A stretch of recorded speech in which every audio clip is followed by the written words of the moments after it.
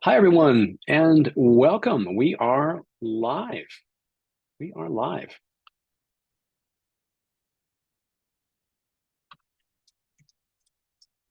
How are you, Dr. Dyke? We're ready to start our event pretty soon, I think. Looks like the audience is coming in. Yeah, I'm doing great. Thank you. Not too bad. Not too bad at all. Yes, it's great to see people streaming into the Zoom room, joining us for this Bentham Science event. How are you today, Scott? You doing well?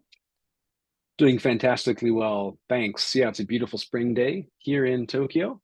How's everything going for you today, Dr. Dyke? Yeah, not bad, not bad, not bad. In Budapest, also a little bit cold, but not too bad. Spring is here. Excited to spend some time with our participants today talking about grant writing, how you can hopefully achieve more success when you do it, based on some of the tricks and tips that we've accumulated over the years at SciTrain, right, Scott?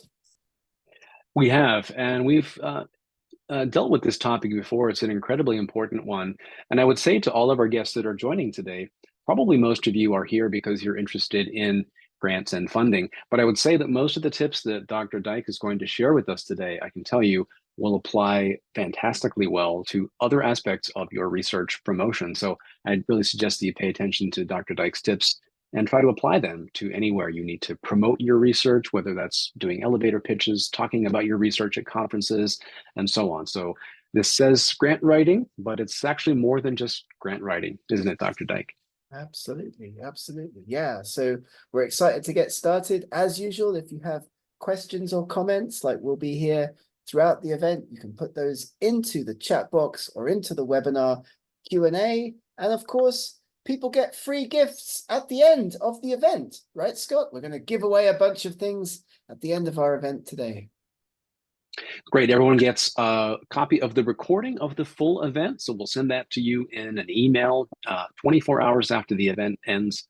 We'll also send you a certificate for joining us today. We really appreciate that and hope that helps you for things like grad school applications and so on. So we'll send you a certificate.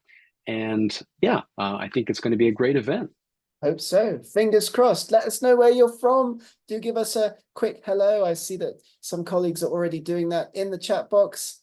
Scott's in Japan. I'm in Hungary. Let us know where you are so that we can follow up with you after the event as well. So I think we're pretty much ready to get started, I would say. Scott, what do you think? I think so. I think we're ready to kick off. And I think our users are, yeah, everyone seems to be filing in. So maybe we should get things started. Perfect. Fantastic. Don't be shy. Do ask any questions. We'll have time at the end of our event today for Q&A, any comments, any questions. But let's get going. Let's start talking a little bit about grant writing for success. And as Scott mentioned, a lot of the tips that we have in this training event are applicable in a much wider context than just grant writing, winning funding for your research. And as Pablo Picasso is famous for having said, I'm just one step away from becoming rich. All I need now is money. And that's what we always feel often as researchers. We've got great ideas. We would like to get out there and collect data, perform experiments, do work, do research, but often we do need to get that funding from wherever we go, and we seek funding in order to help us do and perform our research. So that's what we're going to be talking about today: presenting, promoting, putting together applications to talk about your research in a range of different contexts. Because of course, you don't know, or you don't know, I don't know, like where you might be searching for funding next time around. There are many different sources of research funding around the world, but the tips and tricks and insights and strategies that we'll present in this event are generic and hopefully will be of help to you in your next grant funding application. So you're probably thinking, why should I be listening to this event today? Well, you're going to gain a number of tips and tricks, we hope, for before you write a grant proposal, the preparations beforehand, during the proposal writing process itself, and then after you make that grant submission, what happens next? You may have to deal with rounds of peer review. That often happens with many kinds of funding applications around the world. Our goal with this at SciTrain, at Bentham Science is to help you write more easily an effective grant application. That's what it's all about. So let's get started. Let's dive in. Let's start to think a little bit about before you begin to write and put together a grant funding application. Because before you start that process, there's a few absolutely crucial things to have in mind about writing a successful, or at least a proposal that has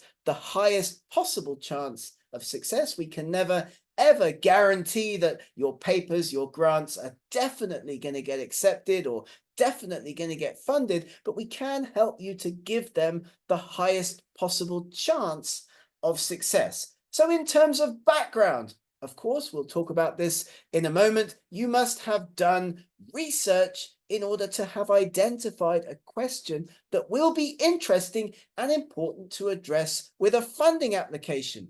Pictures are very, very important. As we'll see in a moment, one of the best pieces of advice I was ever given when thinking about putting a funding application together is what images are you going to use to convince the readers, the reviewers, the funding agency that your proposal is doable, exciting, and interesting. And of course, it's also a great idea, if not essential, to have some preliminary data, some results, some initial conclusions ready to show your funding agency that your application can actually work.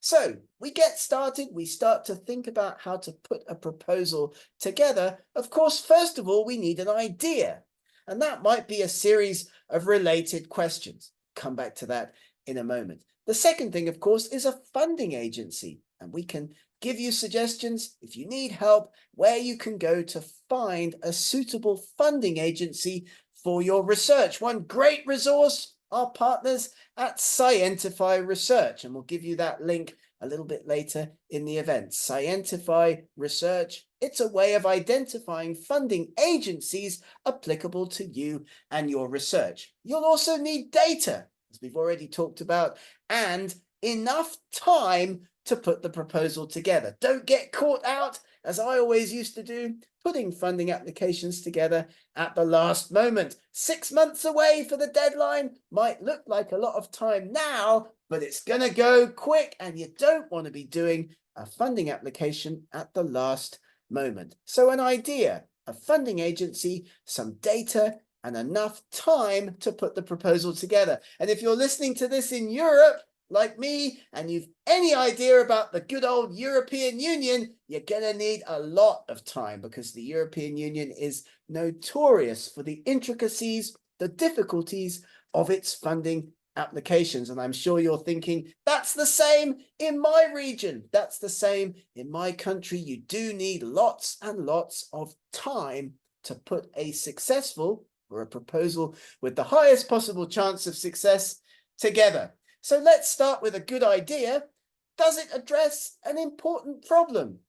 Will scientific knowledge be advanced by your research, by your funding application? Do you build on or expand on current knowledge? And most importantly, is what you propose to do in your funding application, in your grant application, is it going to be feasible to implement and to investigate? And you're going to have to demonstrate those two things in your application. So starting with a good idea, very important. Thinking about these questions as well as you get going, putting the proposal together is critical. I've got a few heroes on this slide. I would say always have a little notebook, always have a little bit of piece of paper with you. You can write down those good ideas. You come up with good ideas at perhaps the most unexpected moments, and you don't want to forget them. So make sure if you come up with an idea, you're able to note it down. We've got a problem. We've identified something that we're going to do research on in our application. Let's then make sure that we've thoroughly evaluated the literature. There are a number of fantastic AI tools that you can use these days, and we'll give you links to those as well. How you can quickly and effectively interrogate the literature in your field to make sure that nobody's previously done this, because of Of course, that would be bad. Putting a funding application in only for a reviewer to say, well, it's already been done. You need to make sure that you do evaluate the literature and identify what we like to call those knowledge gaps, those areas of research that will require additional investigation that are important and interesting. So you've got to have a question, a knowledge gap that you're going to fill that's interesting. It's got to be focused. Can you get your idea for your funding application into a single sentence, something that's not been addressed yet? However, also, many funding applications look at previously addressed questions that perhaps have not been solved successfully. So are you going to be doing a piece of research in a different way to other workers who've come before? So we have an idea. We're thinking about where we're going to put that idea in as a funding application. We're also then going to develop that proposal. And a good way to do that is to brainstorm, is to discuss amongst your colleagues, with classmates, with colleagues, with mentors, reviewing the literature, as we've talked about, to identify research gaps and perhaps finding colleagues. That's also very, very important. Finding colleagues from conferences and networking opportunities, asking students and seeking advice from researchers in your field of interest, and also reviewing other previously funded research. One of the best tips for successful grant application writing, again, that I was ever given is to make sure you get your hands on, if you can, a previously funded successful application that's gone into the funding agency that you're applying for. So if you're going into the biology program at the National Science Foundation, for example, what you need to do is get access to some proposals that have previously been successfully funded. So you do that by getting in touch with other researchers, by collaborating, by networking, so that you can see what a successful proposal looks like. I saw a colleague raising a hand. That's fantastic. Thank you for engaging. We're going to have lots of time at the end of our event for any Q&A a little bit later on. So developing that research proposal, very, very important. And then when you begin the writing process, it's also important to think about, will obtaining this grant help me in my studies, in my career? Don't get sucked into the trap of just applying for grants for the sake of it, or because you think you need the money. Do you actually? Do you have all the time required to manage this proposal should it get funded? Do you meet the criteria? Lots of proposals are targeted at particular career stages. Are you at that career stage? Do you meet the criteria? Is it feasible to finish the application prior to the deadline? Time is very important, as we talked about before. And if the grant has a necessary output, like a funded paper, a published paper, for example, or a patent, or a piece of machinery that you need to create, that you need to bring as an output to your proposal, is that really achievable? So these are things that are very important to think about before you start to invest the time in putting the proposal together. We would also say that it's important to know the culture of the funder, so investigate thoroughly their website, follow the instructions carefully. Lots of grant proposals get rejected because the instructions have not been followed. Know the assessment criteria. Again, access to a funded proposal or proposals, very important. And you're treating your application like an argument. You're going to be confident, using the appropriate disciplinary concepts and methods, showing that you are the right person to do this research, to be funded to perform this particular proposal. And why it's important to know your audience, of course, is that all different kinds of grants are different. EU grants, we've talked about already. They're reviewed internationally, but not necessarily by experts. I used to work in Ireland, where government grants are reviewed by a local panel, so no international input. I've gotten grants from National Geographic, which are reviewed by experts, and this will help you with your writing style and the information that you need to include if you know who your reviewers are going to be. So a good idea, a feasible idea, lots of images, ways to show that your work will succeed, like previous data, early stage proof of concept data, for example, understanding the culture of your funding agency and knowing a little bit about what a successful proposal looks like and who will be evaluating it are key initial steps to have in mind before you even start writing your grant. Huge variations in the way that funding is evaluated. For example, in the cases that we've already looked at in this presentation so far, who is going to be reading? Who is going to be evaluating the proposal? Because that influences how you put the proposal together. Be smart, put the groundwork in, put the legwork in to understanding what it is you're applying for before you do put the proposal together. And these are important slides because we went out and we asked funding agencies, National Institute of Health in the United States, as well as the UK Research Council in the United Kingdom, how funding gets rejected. Here are some of the major reasons why grants did not get funded based on reviews that came back at these two funding agencies. It's a small sample, but these are important to keep in mind. Lack of new or original ideas, diffuse, superficial or unfocused research plan, a lack of knowledge of the relevant published work. As we talked about, that's important when putting the proposal together. A lack of experience in essential methodologies, uncertainty surrounding future research directions, questionable reasoning in the experimental approach, absence of acceptable scientific rationale, an unrealistically large amount of work, lack of sufficient experimental detail, or an uncritical approach. Just some of the reasons why these two funding agencies have previously rejected proposals. Things to think about when you are starting to put your proposal together. I'm not going to read all of these out. Of course, you'll get a recording of this event at the end.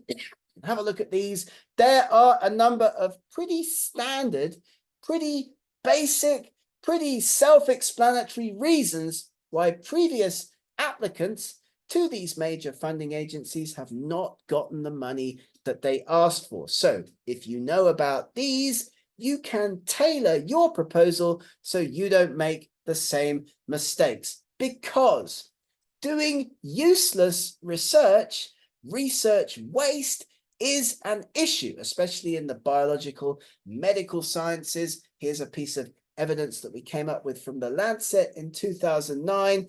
This statistic that around 85% of biomedical research ends up wasted because the research is not addressing relevant questions. There's an incomplete review of the literature, inappropriate methodologies, incomplete reporting, or the work ends up being unpublished, which is a big issue. Negative results, very important to put them on preprint servers. We can talk about that more in the Q&A a little bit later, but this is important to think about when putting your proposals together, because what is the purpose of your grant application? You have to show that you have a worthwhile research project. You have to demonstrate that you have the competence to complete it. You have to discuss all of the relevant aspects of the research process, enable others to evaluate whether enough information exists to want to support your proposal. And thinking about this as a supervisor, as a grant funding agency, and as the grant from that perspective itself can be really important, because getting funding successfully, of course, is a huge stepping stone to other opportunities as a researcher. So we've talked about issues to consider before you write a grant proposal. We've talked you through some of the background aspects surrounding having a good idea, getting the right figures, showing that you have some preliminary data, and then pitching that to your funding agency by getting hold of a previously funded proposal, by understanding who your peer reviewers are probably going to be. let's talk a little bit now about the writing process itself. Issues to consider when you actually put the proposal together during the grant writing process. Again, our goal with this training is to help you be more effective, to give you the highest possible chance of getting your work successfully funded. So here are some key tips for grant writing. And if you listen to our article writing, our paper writing workshops as well, you'll see that it's largely the same kind of advice that we would give for writing articles. You've got a key message, which you need to constantly repeat, reinforcing that key message, having clear aims and objectives that are testable. Your methods must be clear. Important in article writing, also important in grant writing. This is where reviewers will come in and pick holes in your proposal. So the methods have to be doable. They have to be clear. Important, though, in addition, in grant proposals is the budget, of course. It's got to be reasonable. You know from your funding agency how much money they're prepared to give for the proposal that you're applying for. You should not, therefore, apply for more than that, and be realistic about what you are asking for. Huge salaries, massive equipment costs, hugely over budget, it's not going to get successfully funded. So you need the structure, as I mentioned before, of a successfully funded proposal so that you can come up with a budget that's reasonable and clearly explained. Lots of grant applications go in without the budget being justified, and that is very important. If I'm reviewing your proposal and you're asking for $500,000, there's got to be a clear and easy and justified budget for that, right? Just the same as if you asked for $10,000. Nobody's going to give you that money without a clear justification for what that money is going to be spent on. So make sure you do put the time and energy into that. Your message is important. Make sure you're able to explain your message to people like your granny or a bus driver, people who are not experts in your own field. Avoid confirmation bias, which is where you think you understand what's going on, but nobody else will be able to. You need a clear, easy to understand message with your grant applications. So turn to the literature that pertains to your area of interest. Get ideas from courses you've attended, research that you've discussed, ideas from media, from newspapers, from magazines. What's new and hot in your field? How can you turn your grant applications into these exciting areas as you build a strategy for addressing all the relevant components of your proposal with an exciting, concise, yet sufficiently descriptive title that everybody can understand, with an abstract, just like writing a paper, that summarizes all of the information that your reader, your reviewer in this case, is going to need to know. And don't forget, one of the big differences between grant applications and academic papers is that your readers are your reviewers, your evaluators only.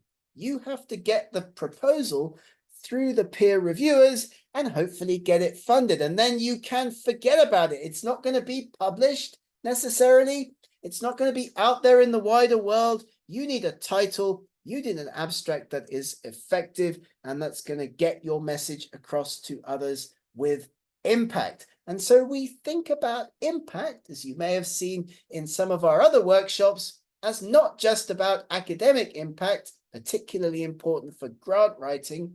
How will your proposal generate economic and societal benefits? Think about your granny. Think about the bus driver. How are you going to explain the difference that your work is going to make to the wider community? Scott, how are we doing so far? Everything going well? Lots of people asking questions.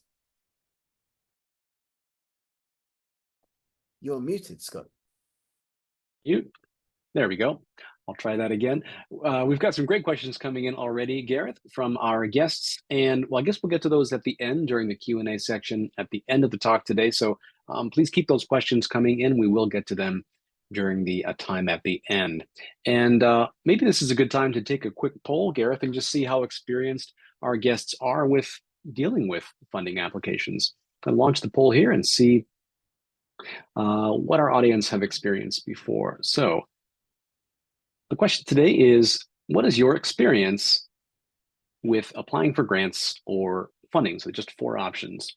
If you've not experienced applying for any grants or funding, choose option 1. If you've been part of a project or researcher on a team that has applied for funding before, then it's option 2. If you have yourself led a funding application at some point in the past, well, that would be number 3. And if you yourself have worked as a funding provider or someone handling or reviewing funding applications, well, then that would be option 4. So which applies best to you?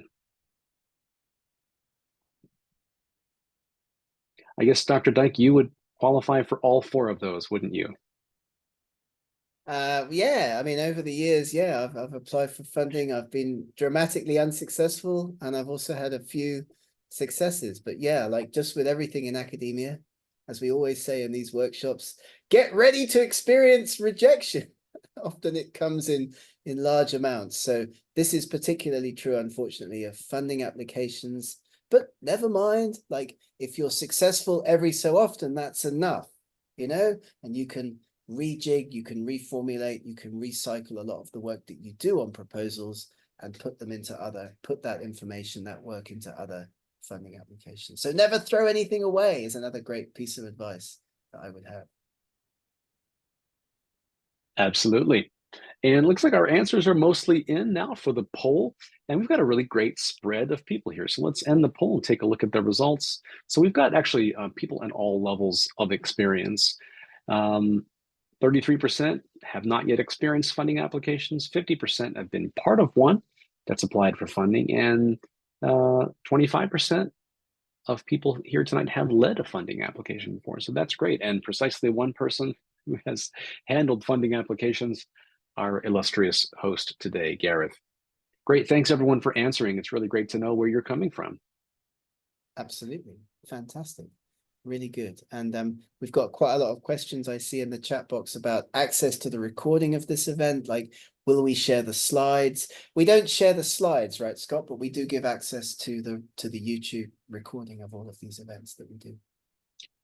Right. There are a sprinkling of bad actors out there who sometimes will take the slides and use them for their own purposes or resell them. So we do provide the recordings and the full transcripts, which I think is actually better than the slides, because then you get the full experience. And we also will provide a certificate to everyone who joined tonight, and that will come into your email inbox 24 hours after the event ends. Occasionally, we find a guest maybe it goes into their spam folder and they're not able to see it. So just double check. If you didn't get your certificate or a link to the video and the transcript, maybe just check your spam or other inboxes or other filtered inboxes and just see if our mail out is there. All right, awesome. So let's carry on talking about actually writing the proposal and just a little bit more on preparations. As we've already talked about, to recap, do you have an original idea? Is your hypothesis new? Is the work going to be new and interesting? And if so, why? How does your work relate to a currently hot topic? Very important to think about that. What's new and challenging? And are you going to be providing a solution to a difficult problem? Writing papers, writing grants, having the best possible chance of success is about storytelling. So being able to explain what you're going to do in simple and easy to understand words and phrases. Very, very important. And as I mentioned before, you need to show that your research is going to be successful. Very important. Imagine a funding agency is going to give you a big chunk of money. They would love it, therefore, if you could show that what you're asking to work on is going to lead to positive results. So good to have some preliminary data. This is key, in fact, to being successful with funding applications. Here you've got an opportunity to demonstrate that your prior work is going to lead to being able to carry out this work successfully. And you do this partly with your own experience, your publications, your work with key collaborators, perhaps unpublished work, as we've already mentioned, show that the money that you're going to get for this proposal is going to lead to success. This is key. So one of the ways to ensure that your work has the highest possible chance of success. I'm lucky, I'm a biologist, I work on birds and their evolutionary history, so lots of opportunities for pretty pictures. But I'm sure that in your field as well, you can put eye-catching graphics, eye-catching pictures into your proposals. Don't forget that a picture is worth 1,000 words. So the more eye-catching images relevant to the proposal and that show the success of the proposal, the better. This one that we got funded a few years ago, it's about the ecology of a big river in the eastern part of Hungary and Ukraine called the River Tisza. So we have pictures of the river, we've got pictures of the biodiversity, in particular, the birds. Eye-catching images will really, really help. And also, for success, you need to be friends with an accountant to help with your budget, to help to make sure that your budget is correct, justified, and appropriate. If you're working at a university or a medical school or a research institute, probably you have a funding office. And in that funding office, you'll be able to find people like my friend Jonathan. He's an accountant at the University of Southampton who can help you to put your proposal together in a justified way. So your budget makes sense. Very important as well to think about that. So when you are developing your budget, putting it together, how much do you really need to carry out the project? Don't go overboard. If your grant is allowing you to apply for a certain amount of money, that doesn't mean that you should go all out to get the maximum amount. You need to apply and show justification for the money that you actually need to carry out the project. So look at the allowable costs. Lots of grants have both allowable costs and non-allowable costs, and you need to make sure that you're not asking for money for something that is not allowed. So for example, in the United States, federal grants will not allow you to include costings for certain things, whereas in other regions you can, in other areas. So very important to make sure that you are asking for a justifiable amount of money that is also allowable. And so the budget justification in your proposal is very important. Lots of people don't write these sufficiently. You need statements that explain why you need certain things, describing what you're going to spend the money on. Will the salaries be included? The level of detail, of course, depends on the grant, but do put the time and energy into your budget justification in partnership with your friend, the accountant, to make sure that this component of your area of application is justifiable. So funding agencies look at applications in terms of realism. Is it realistic? Does the proposal provide a realistic solution to a problem? Is it going to be cost effective? Very important. You show that with your budget justification. Is the person or persons, the research group, the collaboration, the network applying for this proposal competent? So 3 key areas that will be evaluated when you make a grant application. Is it realistic? Is it cost effective?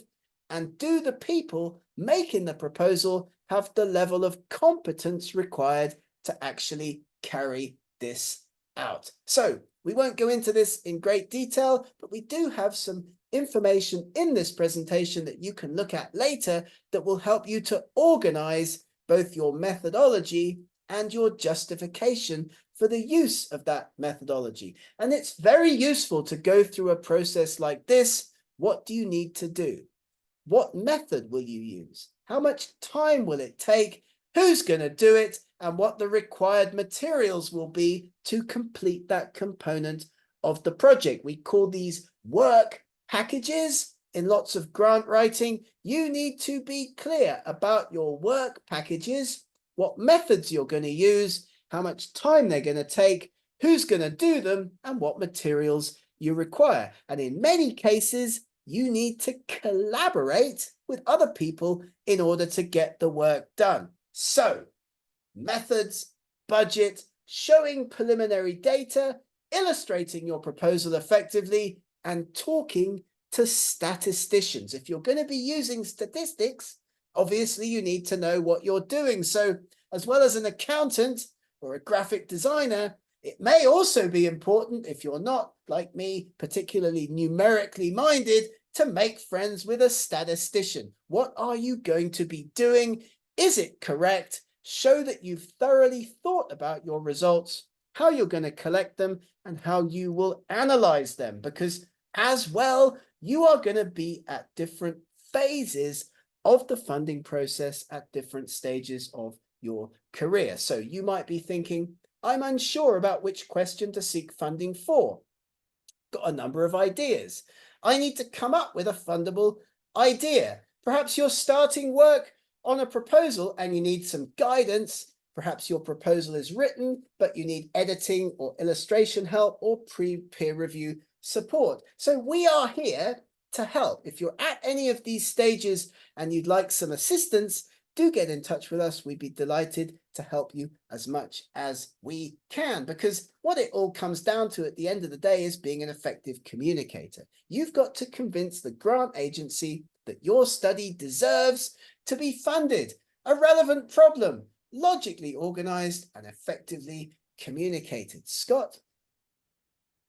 Yeah, this is a great point, and I would like all of our guests to pay close attention to this. That most of the events that we present to audiences involves in some way communicating your research and doing that effectively.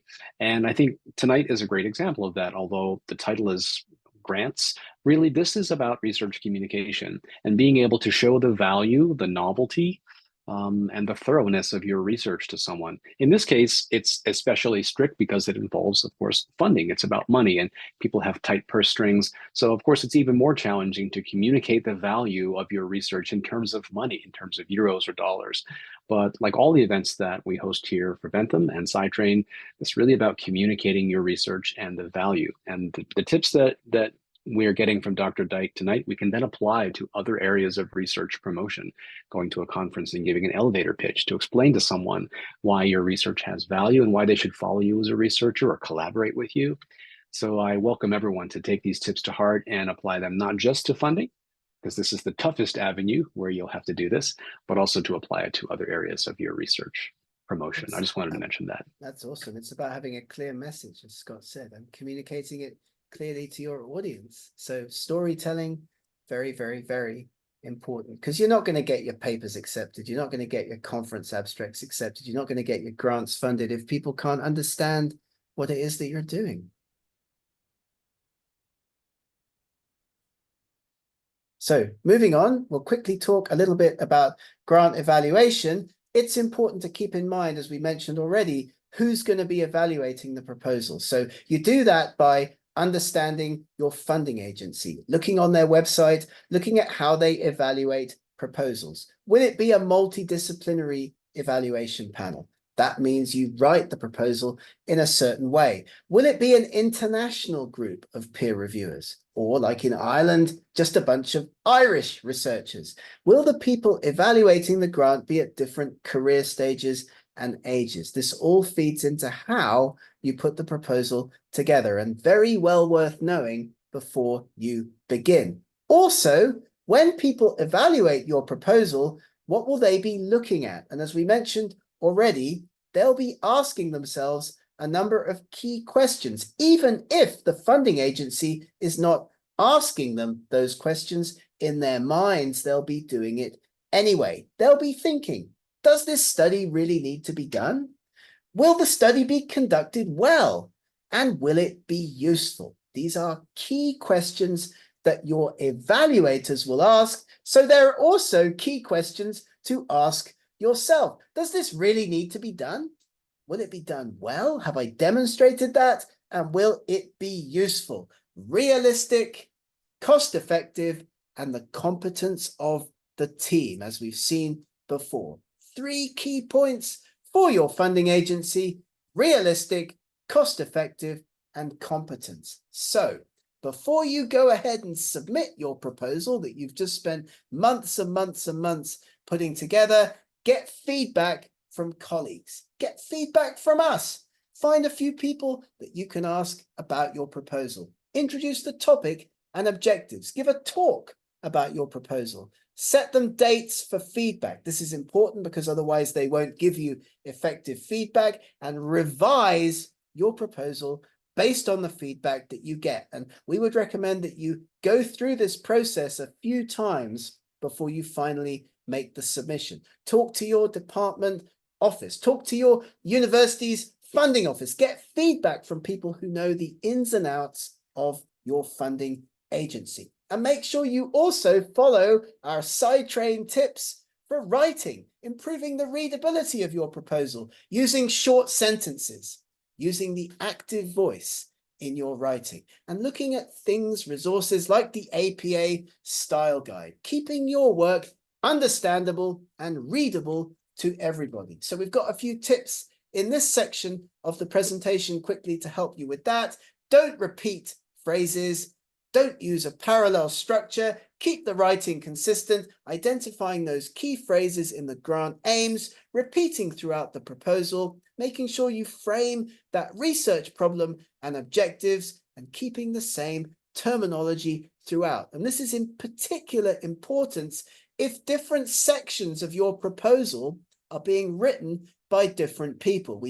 I've been in that situation. You're putting together a big network proposal. Some of it's coming from different colleagues around the world. Somebody needs to take the lead. Somebody needs to edit the proposal thoroughly so that it's all in the same voice and framing. So have a look at these slides as well. They give you your research plan. They give you additional information. All of these boxes need to be ticked as you put your proposal together. We won't go through these in detail now, but do have a look at these when you listen to the presentation back. The components of your grant application, how to put your summary together, what goes into that really important key part of the proposal at the top, how to write a proposal summary. And we've got some more examples here as well, which I won't read out in this presentation today, to help you put the summary components of a grant application together. But it's important to always keep in mind what will be learned. Why is this worth knowing? And how will the conclusions of this application be validated? Because we're going from a general introduction into the current state of the field and then giving our readers a problem that the proposal is going to address. Why it's important, what's currently known, and how the proposal is going to address that key issue. So in your general introduction, establish the context. Give the reader information about why the topic is important and relevant. And we've given you an example here on this slide that you can have a look at later. Review the current state of the field. A thorough literature review is very important. I mentioned AI tools earlier. There's a number of databases that are also listed here that are very important to look at to make sure that you don't miss anything when putting your proposal together. And then finally, the bottom of that upside down triangle, the bottom of that upside down pyramid, you are going to talk about a key problem in the field that now needs to be addressed by your proposal with a clear, logical plan. Who and what will you use? How will it be done? And how will the data analysis that you're talking about in your application be put together? Don't forget to talk to a statistician. There are a number of important key components here. Innovation, competency, and any other additional pieces of information that need to go into the grant application that might be included as appendices. You will have to show that you are aware of and that you have preliminary results. Any information from pilot studies, for example, that can validate your hypothesis. Show that you have available resources demonstrate expertise and technical efficacy, and also builds interest in the proposal that you're putting together, while also being very clear about the limitations of your work. Any limitations in the study design, any limitations in the data analysis, and what you're going to do to control for these limitations. You establish your expertise in the field, but you also are clear to the grant reviewers that you aren't able to do everything. Because, of course, if you don't establish this yourself, then somebody reviewing the proposal will definitely do that in their review. And we've already talked about the budget. Consider carefully all of the costs associated with your grant application. Being an effective communicator, getting across the necessary information to the grant agency that your study deserves to be funded. Logical organization, a relevant problem, and effectively communicating that to your readers, as Scott was mentioning already. Quickly, in the last few moments that we have, let's discuss a few things about what to do after you've submitted your grant to a funding agency. What happens next? You've written it, you've put it into the proposal, you've done all of the things that we've talked about in this session so far. What happens next? Sometimes you might have the opportunity to respond to comments that reviewers make on grant applications. Not very often, but sometimes. You will need, of course, to fully incorporate those reviewers' suggestions into a revised manuscript, addressing all of the concerns in a rebuttal letter. This is important. Peer reviewers are going to request revisions, so you should be confident and believe that your grant application is good and that the work deserves to be funded. Confidence will come across in the way that you write your proposal, and as we talk a lot about in our workshops, Scott and I, confidence is one of your keys to success as an international researcher. So just quickly, let me emphasize that you will get funding or have a good chance of getting funding with a good research question, with the right method to address that question and your communication skills. We hope that this short presentation containing quite a lot of information, but nevertheless short, has given you at least a framework to work against when you start to think about putting a funding application together. Scott?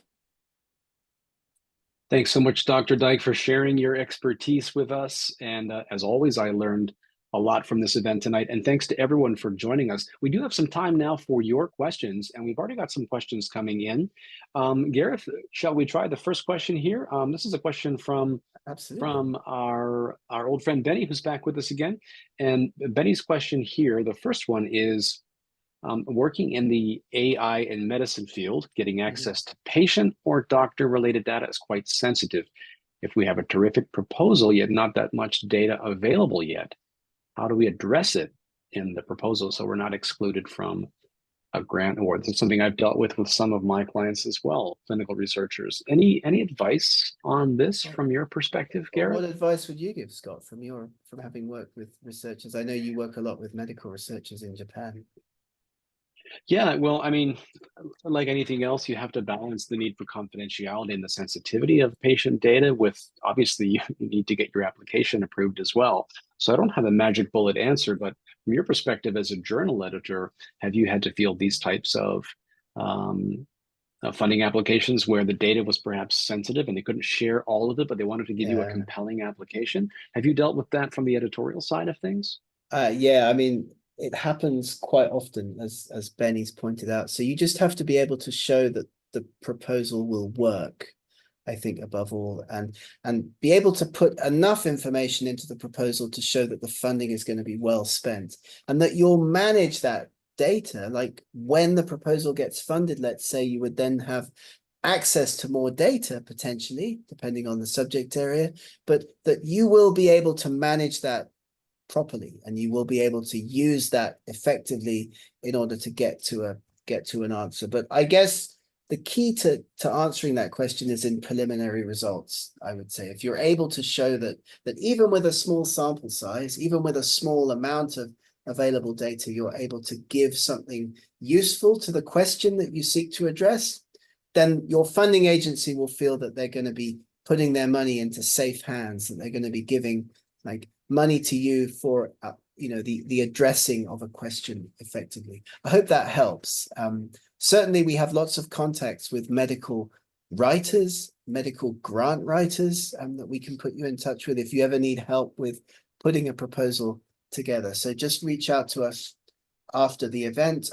Scientify Research, I put the name of this company into the chat a little bit earlier. This is a great resource for researchers looking for funding agencies. So you can go and you can have a look at this company, Scientify Research, put in your information, your geographic region, your area of study, and they will give you access to a resource that you can use to identify potential funders for your research. An absolutely fantastic idea.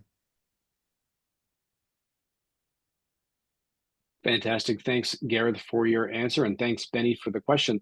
Another question from Benny here, and this also relates to your experience, Gareth, working in preprints. Benny's question here is, how can we share papers that are still under peer review? Yeah. Benny says he's been waiting since November for results. And he says, I guess unless we authorize a preprint, yep, we can only share title and abstract. Any thoughts here, any insights on? Yeah, I mean, that's it exactly. I mean, if you've got unpublished results, or I should say, if you've got a draft or unpublished results that are yet to be peer reviewed, one of the best ways to be able to share them with other people is to preprint them, and if you do that, then of course you've got something that you can talk about in your funding application. Of course, we would hope that a funding application is just going to a very limited number of people. It's not going to be out there in the wider world. So it's often considered to be much safer and even a very good idea, as we've talked about in this presentation, to put unpublished results into a funding application, because, it's your data, even though you haven't published it or had it peer reviewed yet. So you could preprint. I would always recommend that you do that. But yeah, also you can put to show that your approach is going to lead to success. That if the funding agency gives you a whole load of money, that money is going to actually lead to something that will probably be successful, is what they'll be asking themselves. And a related question, thank you, Gareth, and thanks for your question, Benny. And a related question is that the issue with preprints is that you can't submit to other publishers if this publisher doesn't accept. Is that correct? No, I mean, because you preprint something on a preprint server, and then the paper goes into peer review with a journal, and more journals are happy with that. I think it's around 75 to 80% of journals now that have no problem peer reviewing something that's already on a preprint platform. If they reject it, then of course you just go to another journal. I mean, it's as simple as that, really. The work is on the preprint platform so that you can share it with other people, with other colleagues in your field. Everyone's aware that the preprint is not yet peer reviewed. When it gets published in your journal of choice, maybe your second choice or third choice, I don't know, the preprint remains on the preprint platform. The final version of record is published in the journal, but the status of the preprint will switch from unpeer reviewed to peer reviewed, and there'll be a link added that takes you to the final published paper, which may or may not be accessible because it may or may not be behind a paywall, but everything is linked together. Does that make sense? Hope that makes sense to our guest. I'm reading from the Q&A here. Understanding as well. And another question from the Q&A is, how do we find the right ways to increase our chances of success? For example, area of focus, geographic focus, and so on. I'm sure this is a whole other topic, but yeah, what insights on finding the right grant? Well, I mean, again, have a look at Scientify Research, that resource that we already shared with you. But I mean, another thing to do is just to see what kinds of funding other researchers in your field are relying on to support their research. I mean, in my field, I will be looking around constantly at where my colleagues and competitors were getting their money from. I mean, and you learn new things all the time. So for example, somebody gets a particular grant from a particular funding agency that you weren't aware of before. Well, now you know about it because they're talking about it, they're writing about it in their papers and on their websites and so on. And you're starting to think, well, you know, if Scott can get money from, the International Fund for X, Y, and Z, then maybe I can also try an application there. You know, that's just the way that things grow and develop, and you learn about, how other researchers are being successful. Same with paper writing, as we often talk about.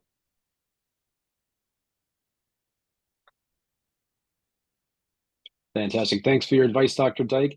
I think we're almost at the end of our time. If anyone else has any questions for Gareth, feel free to put them into the Q&A now. I see a couple others coming in here.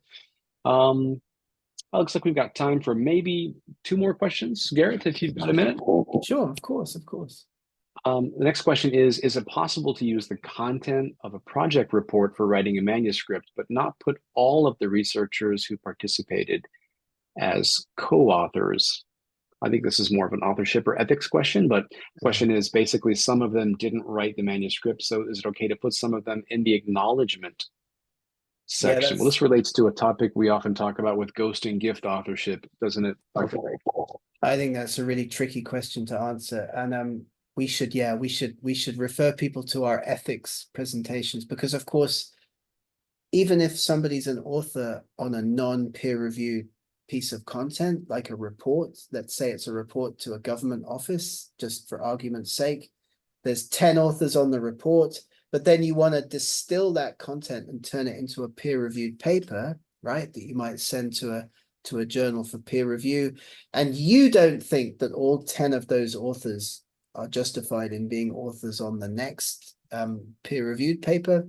There's an issue there with, ethics and authorship. And I would say personally that the right thing to do, you might disagree, but I would say that you need to reach out to all of those original authors on the government report and inform them that you intend to send this to a journal as a peer-reviewed paper, and explain clearly to them who's going to be an author and who's not going to be an author because of X, Y, and Z. You can always use the journal's guide for authorship as your kind of ammunition in this situation. You can say, well, the journal that I'm going to be submitting to requires each of us to actually have contributed in these ways. And, so just be open about it, because what you don't want to do is send a paper to a journal for it to get accepted, and then for some of your original report authors to be, hey, I should really be an author on that particular paper. So that's really, really, really important.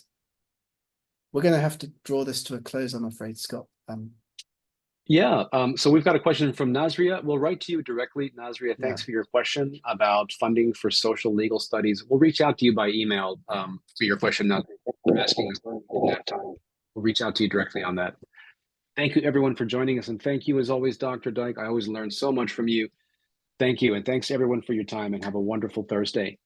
Follow Bentham. And thanks, Scott. Take care. Best wishes, everybody. See you in the next event.